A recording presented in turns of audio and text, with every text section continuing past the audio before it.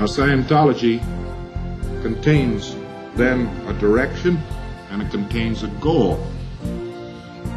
And the goal is simply a greater freedom for the individual. And when we say an individual, we're talking about something as precise as an apple. We're not talking about a collection of behavior patterns which we all learned about from studying rats. We're talking about something that is finite.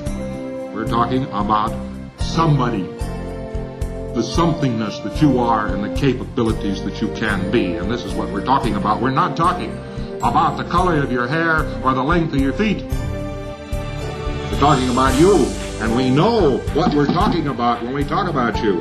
And therefore, a greater freedom is indicated for this individual you. Why? Because this individual you is today threatened by one of the greater cataclysms man has been called upon to face. He is threatened by a lot of bodies running around, evidently on total automatic, doing and planning interesting things for the demise of the race. If we understand what we know, we can go a long way in assisting or mitigating the effect and onslaught on a society of weapons which exceed the imagination of any of us in their destructive power, and which are going to cause on every hand a decline of the state of man unless some of us know what we are talking about. And fortunately, right now, we do know what we're talking about. It will depend upon us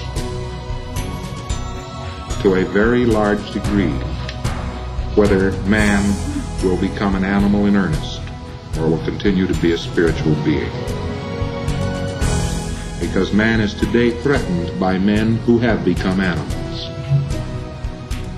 and who have no thought of any other thing than this.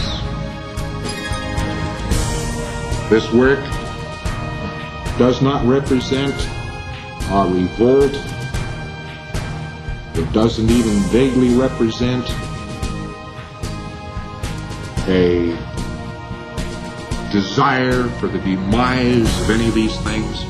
All it represents is the hope that man again can find his own feet, can find himself in a very confused, mechanistic society, and can recover to himself some of the happiness, some of the sincerity, some of the love and kindness with which he was created. And if man can do this, and if we can help in any way to accomplish this, then all the years of my life and all the years of yours will have been well paid for. And none of us will have lived in vain.